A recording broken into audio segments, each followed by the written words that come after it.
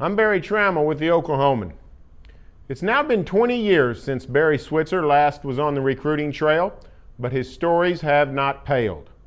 The tales remain vivid of how Switzer collected the talent that built the Sooner football dynasty. I sat down with Switzer a couple of days ago to reminisce about his days as one of college football's most dynamic recruiters.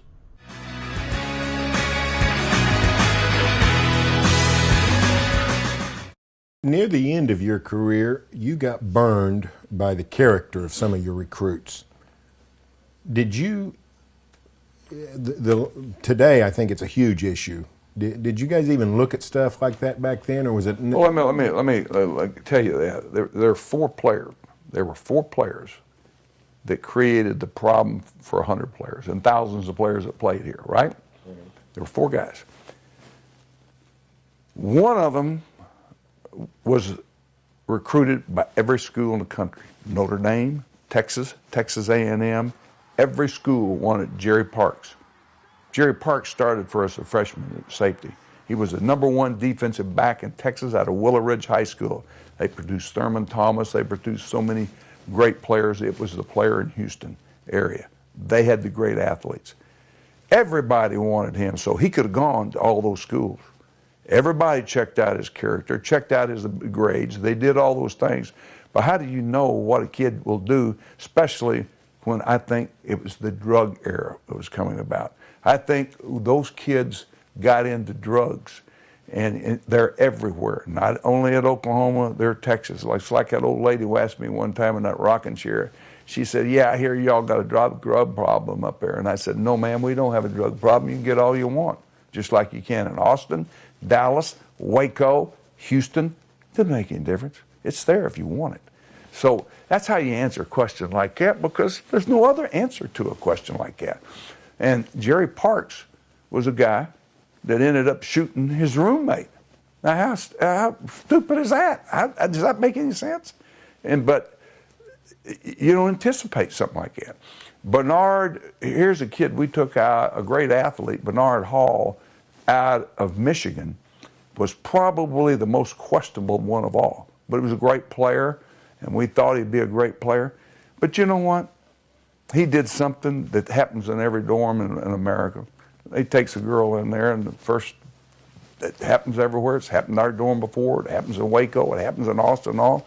But what happens is the first 2 or 3 guys, she's fine with. It's 4th, 5th, 6th, 7th. What becomes rape? Because she doesn't want anymore. She says no. But you got a bunch of guys in heat, and that's simple as that. And so I know that story. And that obviously happened. And Charles Thompson was set up. That was a sting. He was set up by Otha Armstrong. It was an FBI sting, and they wanted to get us. And I'm not sure that the paper you worked for, some of the people that worked there weren't involved. When you look back at that time, was there anything you could have done? It's still a problem today with all the scrutiny people go through today recruiting people. They still have guys who get in trouble. Is there anything you could have done differently looking back to try to avoid? Obviously, Jerry Parks, no, but with any of the other guys? Well, not have recruited Bernard Hall.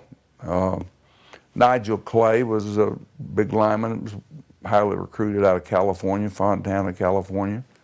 He was a part of the dorm rape, but I always refer to it as it makes a lot of administrators and people cringe, but I refer to it as the doping, the raping, and the shooting, because that's what it was. And I've always been very candid and honest and say what the hell I want to say and what I believe. And I look back on it, yeah, I could have not recruited him, and that would have probably kept the dorm rape from happening. Maybe not, but maybe someone else would have done it. Those things happen. Girls do go in guys' rooms, and but you know, some people just have to know what's the consequences of their behavior and actions of behavior. Coaches can't follow hundreds of players every night, and we can give them thousands to do good talk, or do good stories, do good talk stories, and I've done that 1,000 times. And I've given kids second chances, but I've had, and I remember in a team meeting after all these, as I refer to the dope and Raven shooting, I had a team meeting, and I said, you know, maybe I shouldn't have given those kids a second chance. And I had a kid stand up in the back of the room and says, Coach, no, you were wrong. They didn't take advantage of it. And says, you gave me a second chance, and I took advantage of it. So those are you never know the results of the second chances, because you know what? You never hear of them again because they did the right thing. They took care of that opportunity they had.